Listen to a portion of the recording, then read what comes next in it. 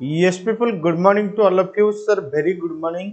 कैसे हो आप सब? होप सब तुम लोग बहुत बढ़िया रहेंगे और मैं भी बिल्कुल बिंदास हूँ। ओके, आज इनकम फ्रॉम हाउस प्रॉपर्टी शुरू करेंगे।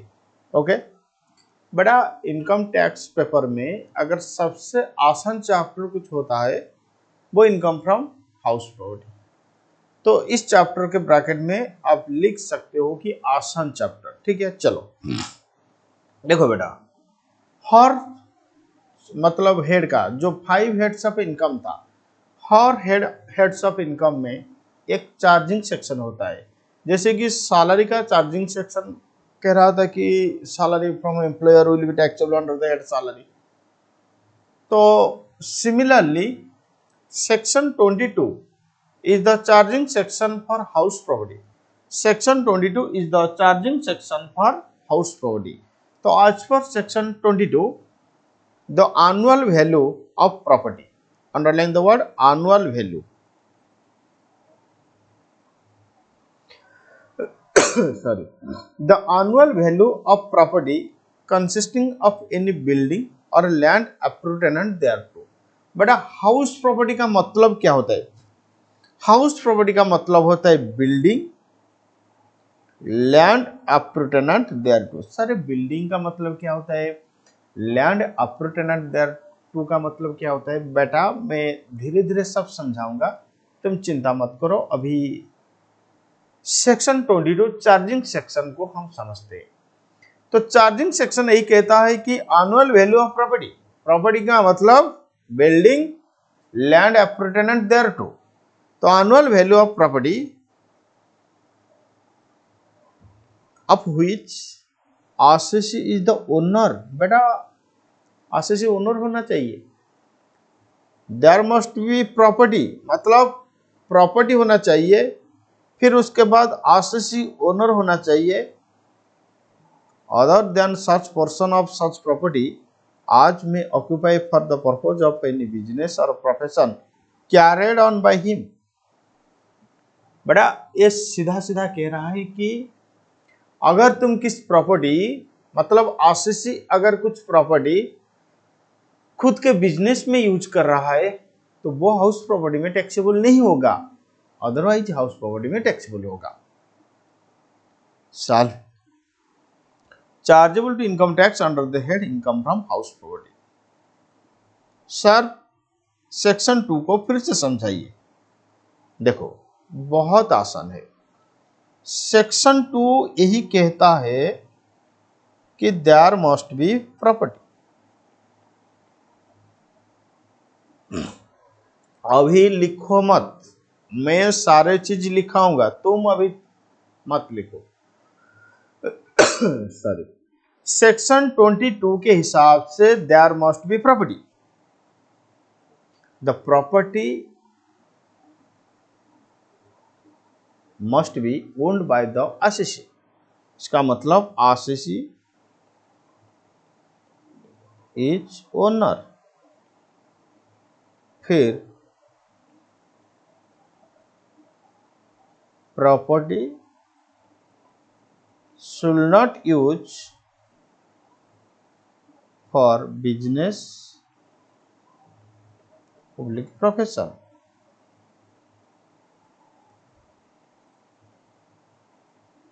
carried on by associate। हाँ, मैं ये नहीं कह रहा हूं कि property should not be used for business profession, but property should not be used for business और profession carried on by assessee. हाँ, जो बिजनेस प्रोफेशन आरसीसी कर रहा है उस बिजनेस प्रोफेशन में प्रॉपर्टी यूज होना नहीं चाहिए। अगर ये तीनों कंडीशन सेटिस्फाई होगा तो annual value is taxable under the head house property. Annual value is taxable under the head house property. चलो सर, क्या सेक्शन 22 खत्म हो गया? नहीं बेटा, अभी तो शुरू हुआ। सेक्शन 22 अभी शुरू हो रहा है। एक मिनट,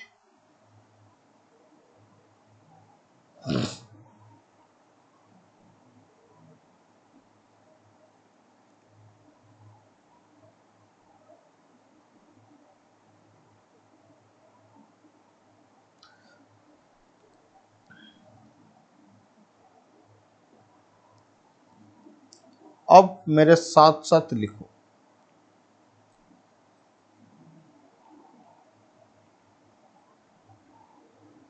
सेक्शन 22 बड़ा, ये charging section.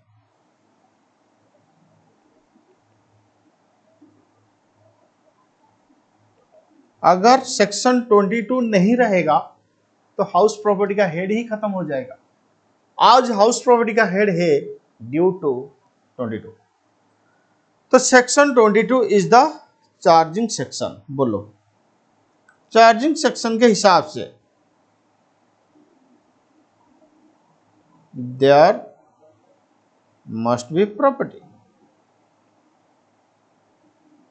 Sir property, property का मतलब क्या होता है बेटा? प्रॉपर्टी का मतलब बिल्डिंग और land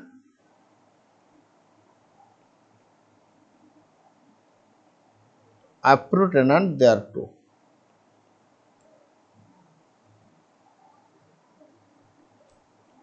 building, land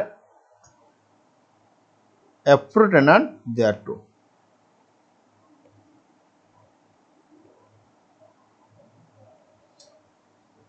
sir building तो समझ में आ रहा है, लेकिन लैंड appurtenant thereto का मतलब मैं समझा रहा हूं, तुम चिंता मत करो। देखो बेटा,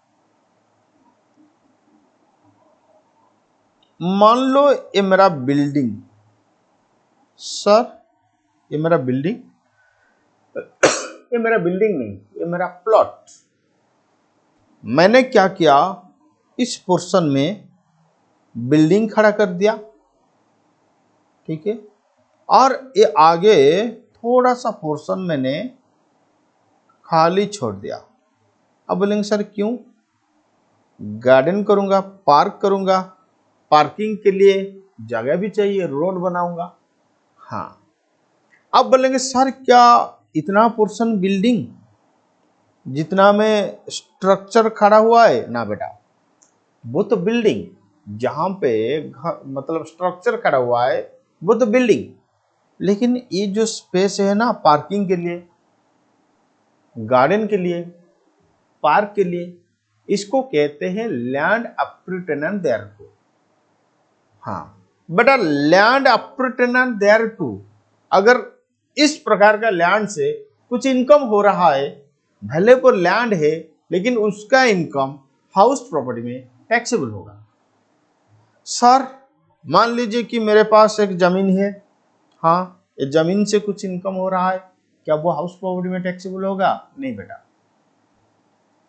मैं ये नहीं कह रहा हूं कि लैंड से जो इनकम आएगा वो हाउस प्रॉपर्टी में टैक्सेबल होगा। मैं यही कह रहा हूं कि अगर एक लैंड appurtenant thereto का मतलब बिल्डिंग, हाँ अगर एक बिल्डिंग के साथ लैंड appurtenant, तो वहां से जो इनकम होगा वो हाउस प्रॉपर्टी में टैक्सेबल होगा।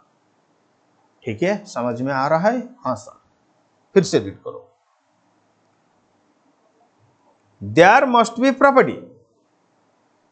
प्रॉपर्टी का मतलब बिल्डिंग और land. No, land appurtenant thereto, not only land। Okay ठीक है सर, आगे चलिए। अब बोलो सेकेंड कंडीशन क्या होगा?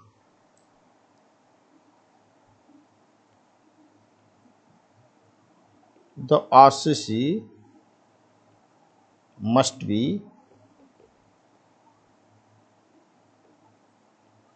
owner of such property। RCC इस प्रॉपर्टी का ओनर होना चाहिए। बोलो तीसरा कंडीशन क्या होगा? द प्रॉपर्टी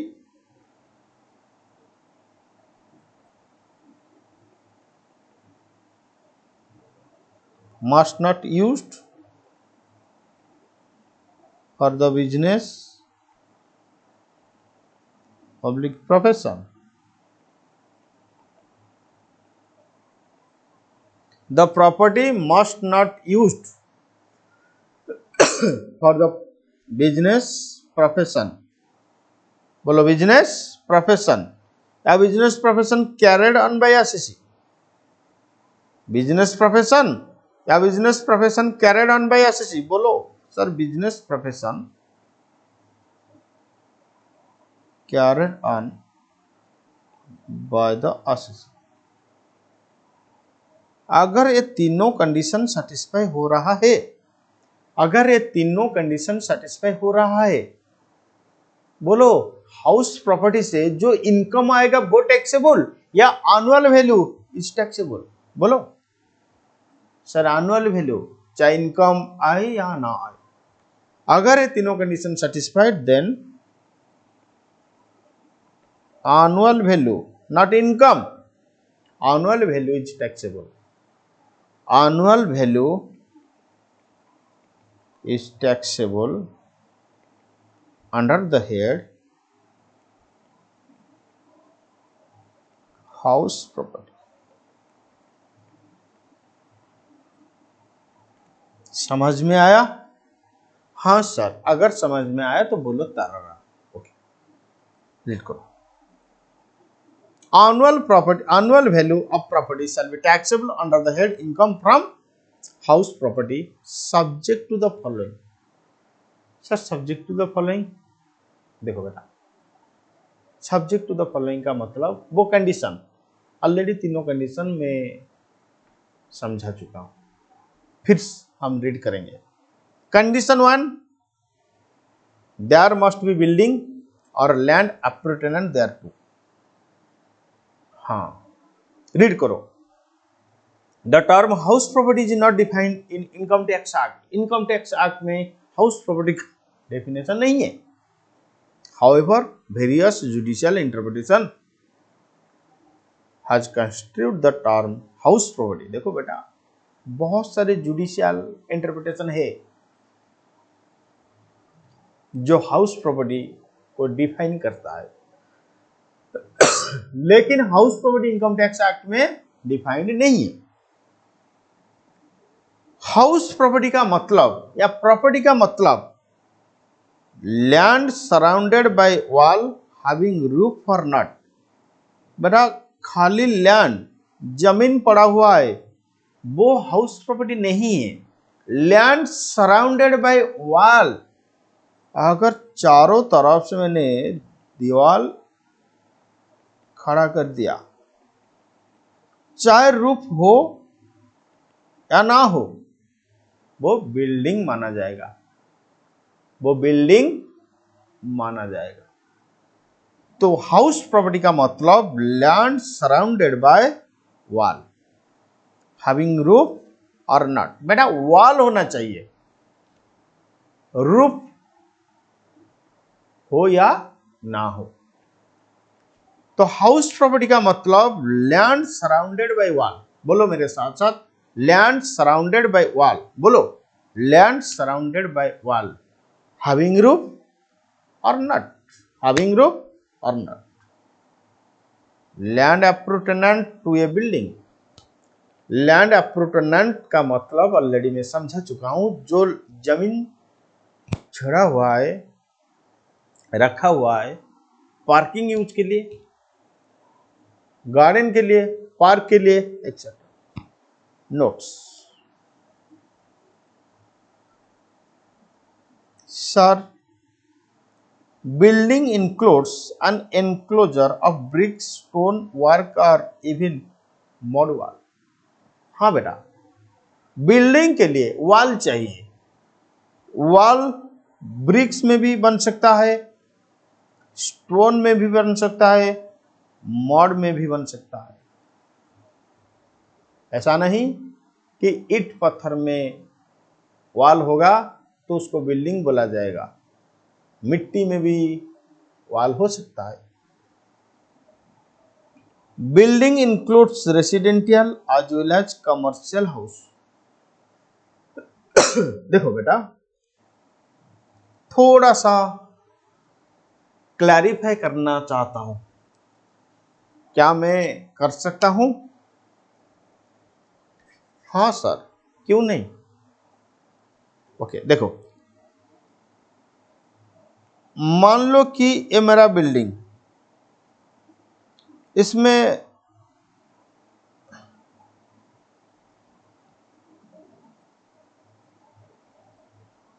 1 2 3 4 5 6 7 8 8 कमरा, मैंने ये 8 रूम को भाड़े में दे दिया। ठीक है, किसी को, 8 पर्सन को। ये सब वो रूम में बिजनेस कर रहे हैं। बोलो, क्या वो इनकम हाउस प्रॉपर्टी में टैक्सेबल होगा? बिजनेस में यूज हो रहा है बेटा। क्या बिजनेस आरसीसी कर रहा है? नहीं। तो किसी दूसरे पर्सन को बोल दिया, वो बिजनेस कर सकता है। The property shall not be used by the assessee for the purpose of his business profession carried on by assessee। इसका मतलब ये नहीं कि किसी दूसरे पर्सन को मैंने भाड़े में दिया, वो बिजनेस में यूज नहीं करेगा, वो बिजनेस में यूज कर सकता है। अगर बिजनेस के लिए किसी दूसरे पर्सन को मैंने भाड़े में दिया, वो कमर्शियल बिल्डिंग हो गया। अगर किसी दूसरे पर्सन को मैंने भाड़े में दिया कि वो रहने के लिए, वो रेसिडेंशियल बिल्डिंग हुआ। तो रेसिडेंशियल बिल्डिंग हुआ या कमर्शियल बिल्डिंग हुआ, वो हाउस प्रॉपर्टी में टैक्सेबल होगा। बोलो हाँ या ना? हाँ।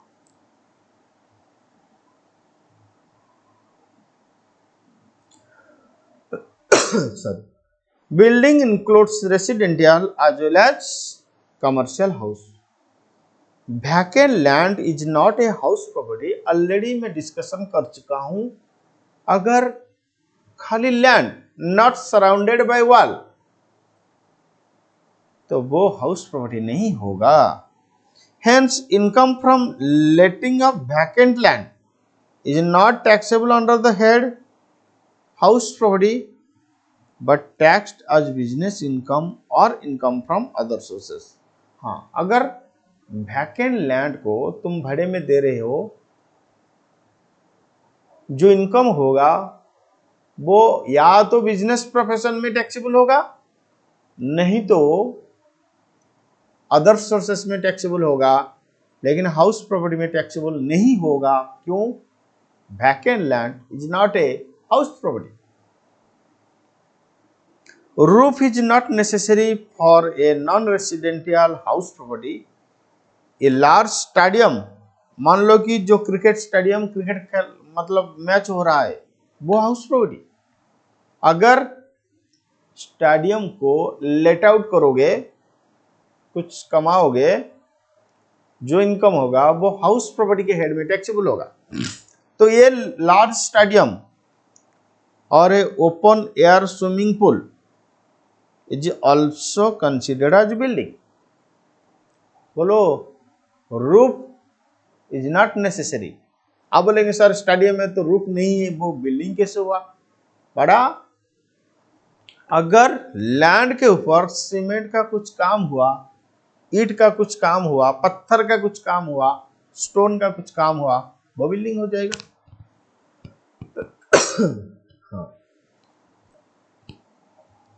It should be permanent structure meant for a useful purpose. हाँ, जो ईंट पत्थर, इसका मतलब ये नहीं कि लैंड के ऊपर मैंने 2 पीस ब्रिक्स रख दिया वो बिल्डिंग हो गया, नहीं। कुछ परमानेंट स्ट्रक्चर होना चाहिए, कुछ परमानेंट स्ट्रक्चर होना चाहिए। If a building consist of several flats, then each flat is considered as a separate house property. मान लो कि एक बिल्डिंग में 4 फ्लैट है, वो 4 हाउस प्रॉपर्टी अलग अलग टैक्सेबल होगा। An incomplete or ruined or demolished house cannot be termed as house property। हाँ, जो बिल्डिंग अभी डिमोलिश हो रहा है वो हाउस प्रॉपर्टी नहीं होगा। जो बिल्डिंग अभी इनकम्प्लीट, वो हाउस प्रॉपर्टी नहीं होगा। Land appurtenant thereto means building includes car parking area, approach road, backwards, etc. The condition 1 complete. There must be property consist of building or land appurtenant thereto. बोलो second condition क्या था sir? Second condition था the assessee must be owner of the property. Annual value of property is assessed to tax only in the hands of owner. Only in the hands of owner, even if he is not in receipt of any income. भले उसको income मिला या ना मिला. बोलो एक बार defined हो गया कि वो हाउस प्रॉपर्टी जो एनुअल वैल्यू किसके हाथ में टैक्सेबल होगा? ओनर के हाथ में. क्या actual receipt of income necessary? No. Any person other than owner even though he is in receipt of rent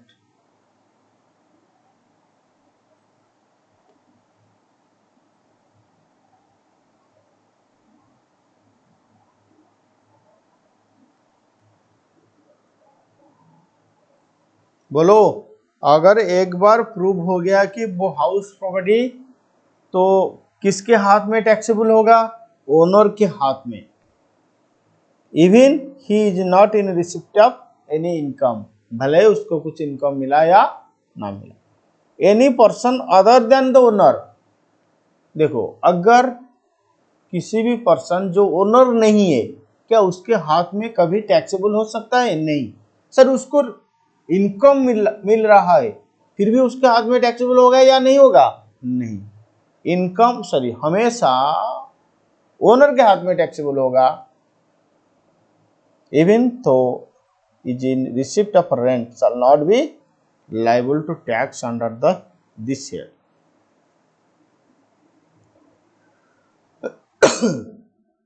sorry एक बात बताओ,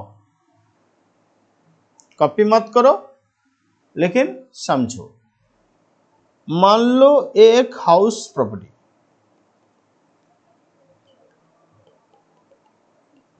mister X owner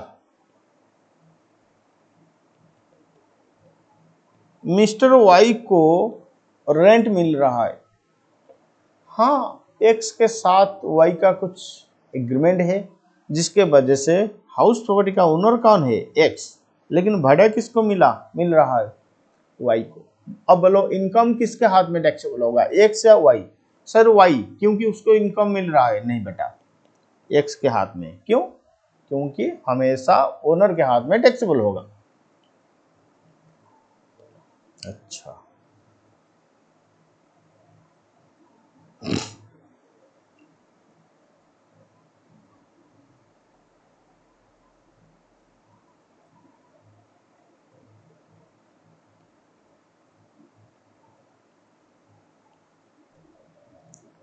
that is why income from subletting. अच्छा मान लो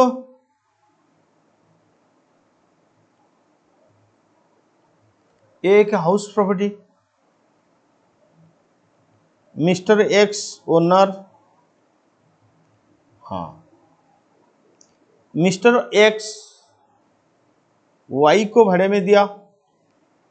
अब वाई जेड को sublet किया. अब बोलो रेंट किसको मिलेगा? वाई को, क्योंकि वाई ने सबलेट किया. लेकिन ये इनकम किसके हाथ में टैक्सेबल होगा? एक्स के हाथ में. क्यों? क्योंकि X is the owner. Sir Y तो इनकम कर रहा है बेटा, उसका इनकम अदर सोर्सेस में टैक्सेबल होगा, हाउस प्रॉपर्टी में नहीं हो सकता है क्योंकि Y is not the owner of any house property. हाँ एग्जाम्पल रीड करो. Mister X being a tenant of a house property acquired it at a monthly rent of 12,000 from Mr. Y. Mr. Y owner. Mr. X sublet the property to Mr. Z for a monthly rent of 12,000. Income from subletting being 2,000. देखो बेटा X का income हो रहा है 12,000, वो पे करेगा 10,000, तो नेट इनकम कितना होगा 2,000। ये income from other sources business में भी हो सकता है डिपेंडिंग अपॉन सिचुएशन। अगर ऐसा करना एक्स का बिजनेस तो बिजनेस साइड में, नहीं तो अदर सोर्सेस में। सर ओनर का मतलब क्या होता है? Sorry, owner includes legal owner, beneficial owner, deemed owner. Legal owner, beneficial owner, deemed owner. Sir legal owner का मतलब, legal owner means a person who has the legal title of the property as per the transfer of a property act, registration act etcetera. हाँ, जिसके नाम में paper है, paper में जिसका नाम लिखा हुआ है वो लीगल ओनर। बेनिफिशियल ओनर, बड़ा बेनिफिशियल ओनर का मतलब बेनिफिट जिसको मिल रहा है। For income tax purpose it is not necessary that the property must be registered in the name of the assessee. If the assessee is enjoying the property as an owner to full extent, he will be treated as a beneficial owner of such property and will be charged under the head income from house property. देखो बेटा, मान लो पिताजी के नाम पे building या land, पिताजी का डेथ हो चुका है। अब बिल्डिंग का बेनिफिट्स किसको मिल रहा है? सन को। सन तो लीगल ओनर नहीं है, मतलब बच्चा लीगल ओनर नहीं है, वो बेनिफिशियल ओनर। तो बेनिफिशियल ओनर होगा तो भी चलेगा, डीम्ड ओनर होगा तो भी चलेगा। सर डीम्ड ओनर का मतलब, डीम्ड ओनर का मतलब इनकम टैक्स में डिफाइन किया हुआ है कि ये सब सिचुएशन में मान लिया जाएगा कि तुम ओनर, तुम एक्चुअली ओनर नहीं हो, लेकिन माना जाएगा कि तुम ओनर, जिसको कहते हैं डीम्ड ओनर। देखो, under section 27 in the following cases the person shall be treated as deemed owner of the property and liable to tax transfer to spouse or minor child, transfer to spouse or minor child. Okay, read करो। When an individual transfer a house property to his or her spouse, his or her spouse, not being a transfer in connection with an agreement to live apart, a minor child not being a married daughter without adequate consideration, then the transferor shall be treated as deemed owner of such property.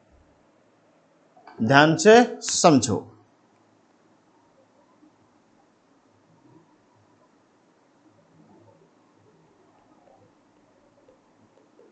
Mister x,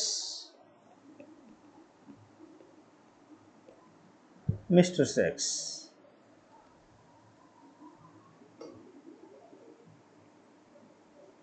ये एक house property,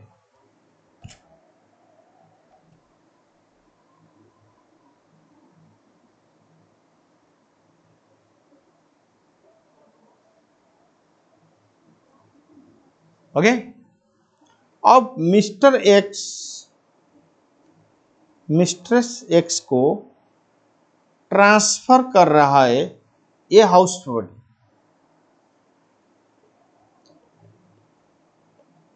इनएडिक्वेट consideration.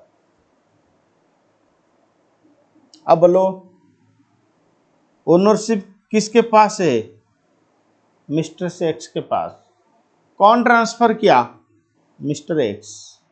Consideration है? नहीं है, तो मान लिया जाएगा कि mister X owner, deemed owner. मान लो मिस्टर एक्स का एक हाउस प्रॉपर्टी था, वो मिस्टर एक्स को ट्रांसफर हुआ एडिक्वेट कंसिडरेशन के साथ, मतलब mistress x adequate consideration payment कर रहा है, अब मिस्ट्रेस एक्स ओनर होगा।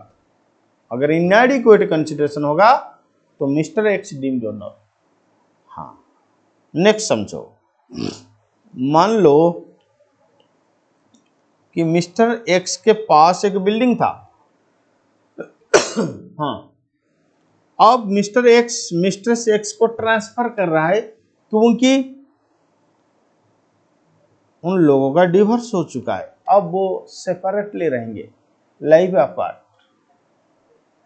हाँ, अब मिस्टर एक्स डीम्ड ओनर नहीं होगा, मिस्ट्रेस एक्स ओनर होगा। रीड करो फिर से प्रोविजन को। When an individual transfer a house property, when an individual transfer a house property to his or her spouse, not being a transfer in connection with an agreement to live apart, or a minor child को अगर transfer हो रहा है, not being a married daughter, अगर वो married, अगर वो daughter unmarried, तो डीम्ड ओनर नहीं होगा transferor. Without adequate consideration the transferor, मतलब जो ट्रांसफर कर रहा है, shall be treated as deemed owner. अब एग्जांपल देखो। Mister X transfer his house property worth ₹5 lakh to mister X out of love and affection. In such case, though Mr. X is the legal owner, but Mr. X will be liable to tax as deemed owner of such property. In case of transfer to spouse, marriage should subsist. शादी से पहले कुछ मत दो, क्योंकि उनके हाथ में टैक्सेबल हो जाएगा। शादी के बाद अगर दोगे तो तुम्हारे हाथ में टैक्सेबल, क्योंकि तुम डीम्ड ओनर। हाँ, अगर स्पाउस को ट्रांसफर हो रहा है तो मैरिज सब्सिस्ट होना चाहिए, बोथ ऑन द डेज, मतलब जिस दिन ट्रांसफर हो रहा है, जिस दिन इनकम आ रहा है। सॉरी, टैक्स पॉइंट क्या है देखो। Transferee must be spouse. हाँ, जिसको मिलेगा वो या तो स्पाउस होना चाहिए, नहीं तो minor child other than married daughter होना चाहिए। Transfer must be without adequate consideration. हाँ, transfer property must be house property, obviously house property होना चाहिए। नेक्स्ट एग्जांपल रीड करो। Mr. X transfers cash ₹5 lakh to Mr. X, and Mr. X purchases a house property from such cash. Then such transfer of cash and subsequent purchase of house property shall not attract provision of section 27I. क्यों बेटा? जो property transfer हो रहा है वो house property होना चाहिए, क्योंकि ट्रांसफर्ड प्रॉपर्टी मस्ट बी ए हाउस प्रॉपर्टी। लेकिन ये एक्स कैश दे रहा है, मिस्टर एक्स वो कैश को यूज करके प्रॉपर्टी खरीद रहा है, तो मिस्टर एक्स डीम्ड ओनर नहीं होगा।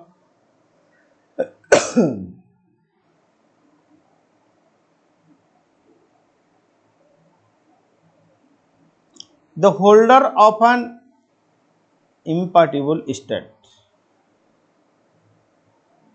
the holder of an impairable estate property which is not legally divisible is treated as deemed owner of the house property. Impairable estate means an estate to which the assessee has succeeded by grant or covenant.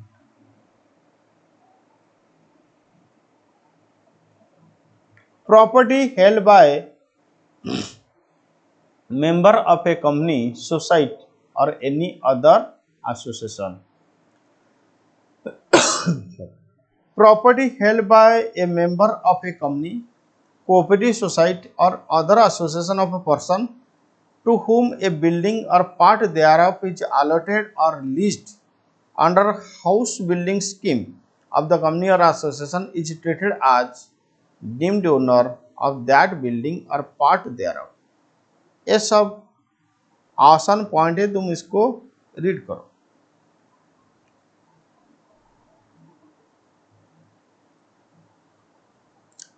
देखो, अगर किसी member एक property held कर रहा है जिसको building या land alert हो रहा है, लीज हो रहा है हाउस बिल्डिंग स्कीम में, तो वो मेंबर, देखो प्रॉपर्टी का ओनर तो कंपनी या एसोसिएशन या सोसाइटी होगा, हाँ, लेकिन वो मेंबर को मान लिया जाएगा कि वो ओनर, डीम्ड ओनर। चलो कंडीशन 2 बाकी खुद रीड कर दो, हो जाएगा। कंडीशन नंबर 3 बहुत important condition, property is not used for business और profession carried on by the association.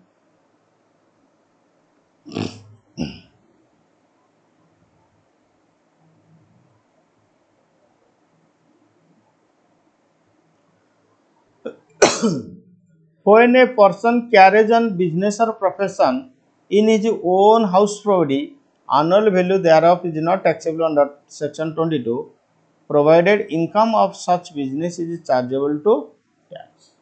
देखो बेटा, अगर खुद के प्रॉपर्टी में आरसीसी कुछ बिजनेस प्रोफेशन कर रहा है तो वो हाउस प्रॉपर्टी में टैक्सेबल नहीं होगा, लेकिन एक शर्त है। क्या है शर्त? जो बिजनेस से इनकम आ रहा है वो चार्जेबल टू टैक्स। अगर वो एग्जेम्प्टेड बिजनेस हो गया तो हाउस प्रॉपर्टी में टैक्सेबल होगा। देखो, letting out to employ, letting out to employ मतलब मान लो कि मेरे कंपनी में बहुत सारे एम्प्लॉय हैं, मैंने मेरे एम्प्लॉय को घर भाड़े में दिया, लेटिंग आउट टू एम्प्लॉय, क्या होगा? जो रेंट आएगा क्या वो बिजनेस हेड में टैक्सेबल होगा या हाउस प्रॉपर्टी के हेड में टैक्सेबल होगा? रीड करो। If an SSC let out the property to his employ where such letting out support smooth flow of his business, then such letting out shall be deemed to be incidental to business and such rent shall be chargeable under the head PGBP। Sir क्या मतलब? मान लो ये मेरा factory, यहाँ पे बहुत सारे labour काम करते हैं, मेरा फैक्ट्री 10 AM में ओपन हो जाता है, ठीक है। बहुत सारे एम्प्लॉय बहुत दूर से आते हैं, हाँ, कुछ एम्प्लॉय 10 बजे पहुंच जाते हैं, कुछ एम्प्लॉय 12 बजे पहुंचते हैं। जो 12 बजे पहुंचते हैं, मैंने उसको बोल रहा हूं कि तुम क्यों 12 बजे आ रहे हो? वो बोल रहे कि सर ट्रैफिक प्रॉब्लम। मैं जिस सिटी बस में आ रहा था वो अटक गया, तो मैं क्या कर सकता हूँ? मेरे पास तो इतना पैसा नहीं है कि मैं खुद बाइक खरीद सकता हूँ। तो इसका मतलब इनडायरेक्टली आरसीसी का तो नुकसान हो रहा है, एम्प्लॉय लेट में आ रहा है। तो आरसीसी सोचा कि चलो ठीक है, मेरे पास तो वैकेंट लैंड है, मैंने बिल्डिंग बना दिया, जिस एम्प्लॉई बहुत दूर से आ रहे थे मैंने इसको भाड़े में दे दिया। मैंने बोला कि तुम इधर रहो और ट्रैफिक का प्रॉब्लम नहीं होगा, सीधा आओगे फैक्ट्री में काम करोगे। हाँ, वो एम्प्लॉय मुझे रेंट भी दे रहे हैं, क्या वो हाउस प्रॉपर्टी में टैक्सेबल होगा? नो। क्यों? मैंने प्रॉपर्टी को लेट आउट कर रहा हूं for smooth operation of my business, for smooth flow of my business. तो उस वक्त जो रेंट आएगा वो बिजनेस प्रोफेशन में टैक्सेबल होगा, क्योंकि ये जो लेट आउट हो रहा है it is incidental to business.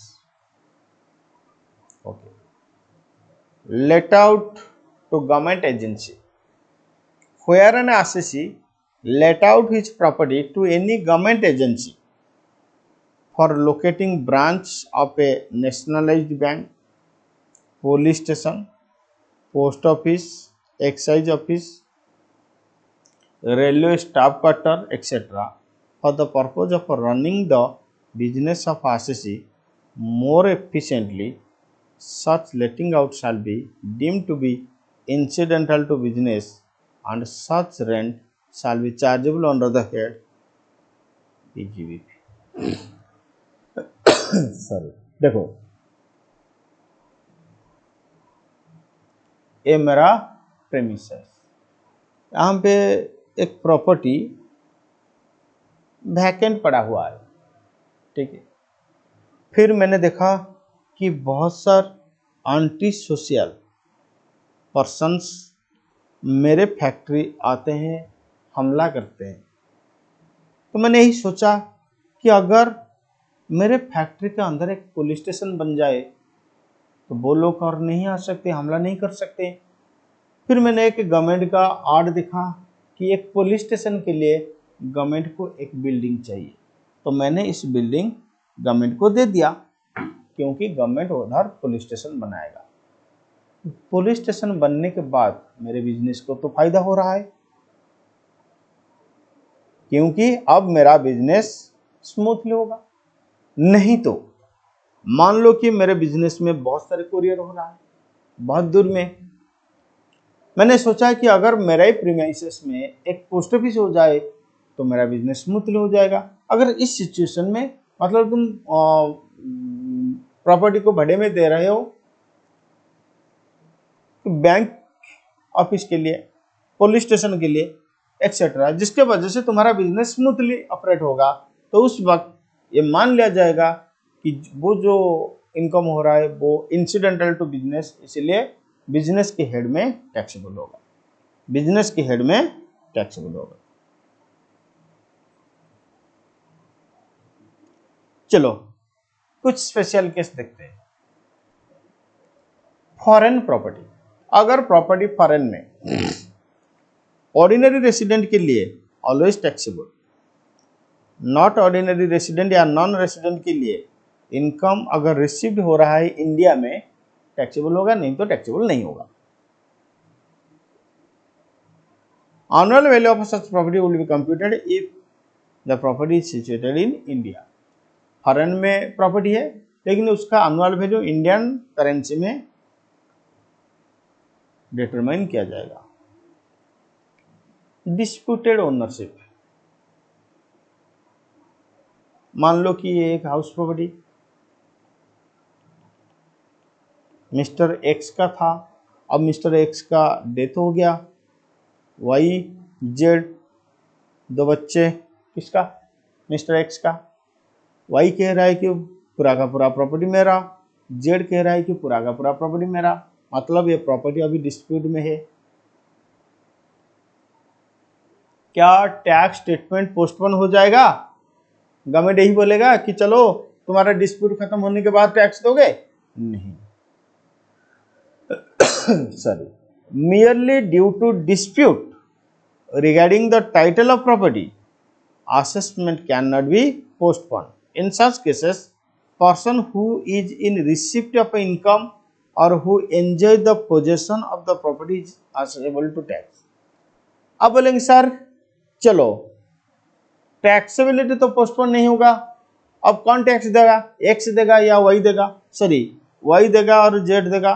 बेटा जिसको इनकम मिल रहा है, इस केस में अगर डिस्प्यूट प्रॉपर्टी के केस में जिसको इनकम मिल रहा है वो टैक्स देगा, नहीं तो जो पोजीशन का एंजॉयमेंट ले रहा है जिसके कंट्रोल में वो प्रॉपर्टी, वो टैक्स देगा। बहुत इंपॉर्टेंट कॉम्पोजाइट रेंट, बहुत बहुत important composite rent. Sir composite rent का मतलब देखो बेटा, मैंने घर के अंदर भी फर्नीचर है, मैंने घर के साथ फर्नीचर को भी भाड़े में दे दिया, दोनों के लिए 10,000 पर मंथ मैंने चार्ज कर रहा हूं, ये 10,000 पर मंथ कंपोजिट रेंट बोला जाएगा। कौन सा rent? Composite rent. Together with rent of building, if the owner gets charges for other services और rent for other assets provided in building, furniture, machinery, etc., amount so received is called as composite rent. composite rent का मतलब rent for building, rent for assets या charges for various service. Sir tax statement क्या होगा? अगर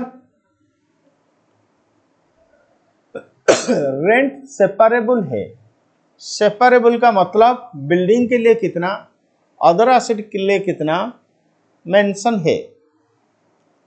if the owner of house property gets composite rent for both property as well as service separable, such composite rent shall be treated as under sum received for use of building, house property में चला जाएगा। सम received other के लिए या तो पीजीईपी नहीं तो other sources. Furniture भाड़े में देना मेरा बिजनेस, तो पीजीईपी में। फर्नीचर मैंने ऐसे भाड़े में दे दिया, हाउस सॉरी अदर सोर्सेस में। अगर सेपरेबल है तो बिल्डिंग का जितना हाउस प्रॉपर्टी, अदर एसेट का जितना या तो पीजीईपी नहीं तो other sources. However, if separation of composite rent is not possible, then the whole amount will be taxed either under the head PGEP or income from other sources. अगर separation नहीं हो पा रहा है या इनसेपरेबल, मैंने फैक्ट्री भाड़े में दे दिया, घर के साथ मशीनरी भी दे दिया, ये इनसेपरेबल, तो वो बिजनेस इनकम नहीं तो other sources.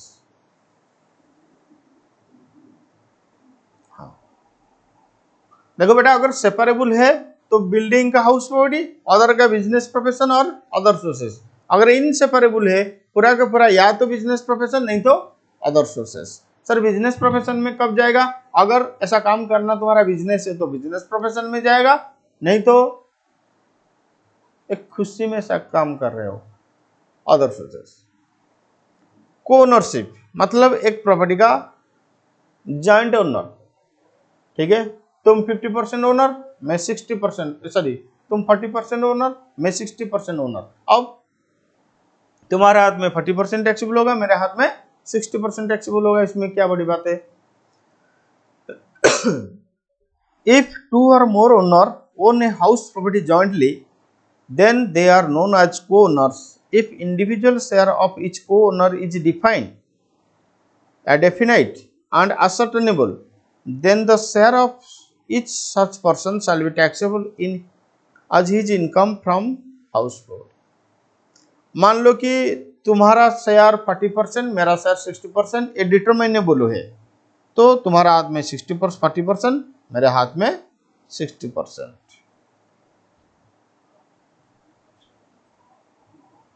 Share of each co-owner in the income from house property as computed in accordance with section 22 to 25 shall be included in his total income. ठीक है, where the house property is owned by co-owner and is occupied by each of the co-owner, then all of them can claim benefits under section 23(2)(a and interest on loan. मतलब तुम्हें deduction मिलेगा, ये इसको point हम बाद में discussion करेंगे। Proviso of section 26 is mandatory and not optional. हाँ मैंडेटरीली तुम्हें फॉलो करना पड़ेगा। Partners property used by the firm. Sir क्या मतलब? मान लो कि मैं और तुम दोनों पार्टनर, मिलके एक बिजनेस कर रहे हैं, मेरा एक प्रॉपर्टी है, हमारा फार्म यूज कर रहा है, अब मुझे रेंट मिल रहा है।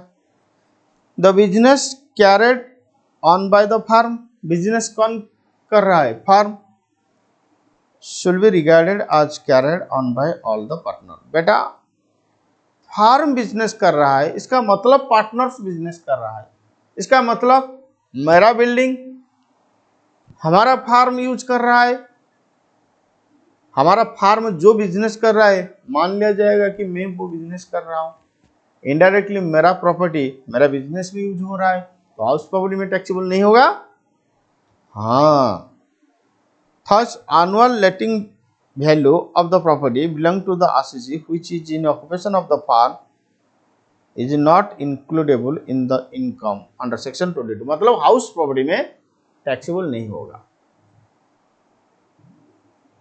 Property held as stock in trade, बहुत important. Property held as stock in trade, read करो।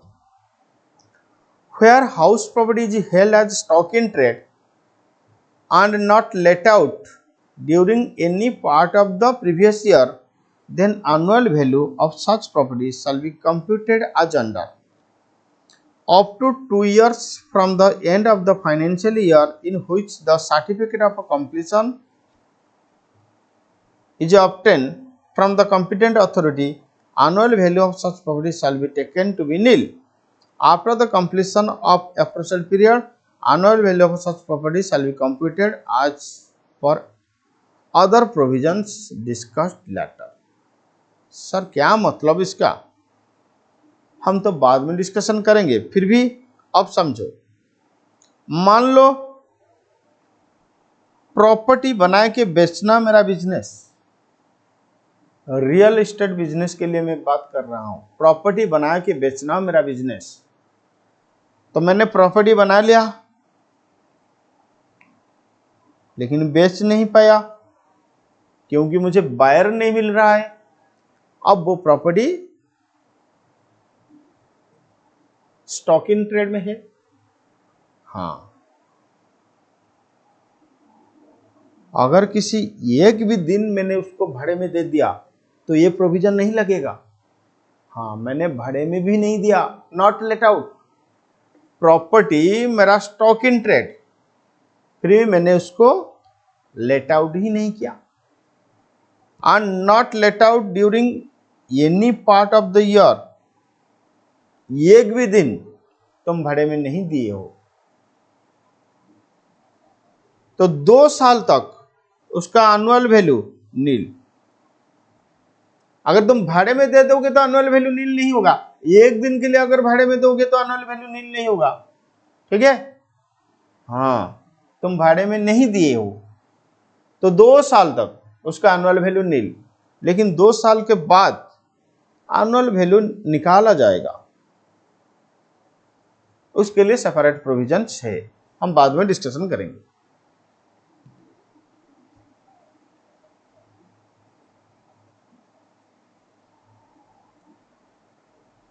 चलो, एग्जेम्प्टेड प्रॉपर्टी, ये केसेस में हाउस प्रॉपर्टी एग्जेम्प्टेड, मतलब income not chargeable to tax. Income from the following house properties are exempted from tax. Income from the following house properties, income from the following house properties are exempted from tax. Any one palace or part thereof on ex ruler, ex ruler के लिए एक palace exempted, provided the same is not let out. हाँ, अगर let out हो गया और exempt नहीं होगा। If the x ruler has a house property and the part of which is self occupied and remaining let out, then only the self occupied part of the house property shall be exempted।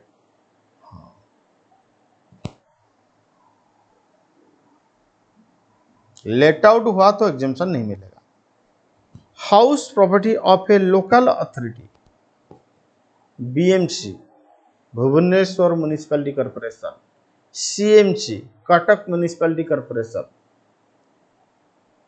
का कुछ building है वो exempted. House property of an approved scientific research association, approved scientific research association का house property exempted. House property of an educational institution, educational institution का अगर कुछ property है तो हाउस प्रॉपर्टी में टैक्सेबल नहीं होगा। House property of a hospital, house property of a person not being resident of Ladakh, house property of a political party, house property of a trade union, farm house, house property held for charitable purpose, house property use for own business और profession, ये सारे exempted property, ये सारे exempted property.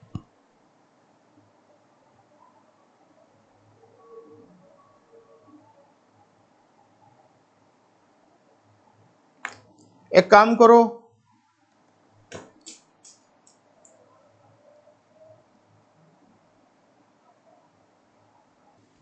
दो minute का time दे रहा हूं, यहां तक अच्छे से रिवाइज करो।